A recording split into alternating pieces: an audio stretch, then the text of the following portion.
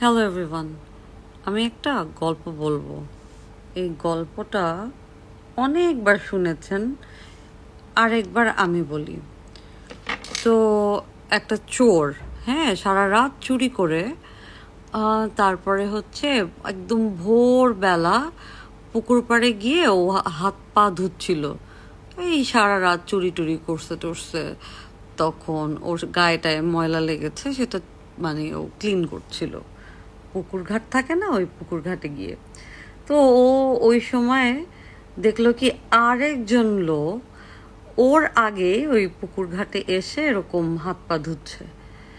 চোরটা মনে মনে বলছে যে কত বড় চোর যে আমার আগে চুরি করে তারপরে হচ্ছে হাত পা ধুয়ে বাড়ি যাবে এখন।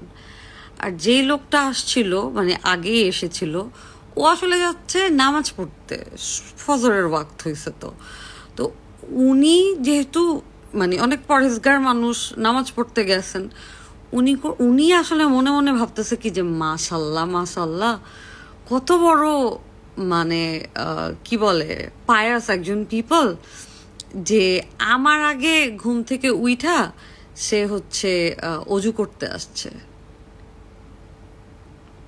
কেন বলছি বুঝছেন তো?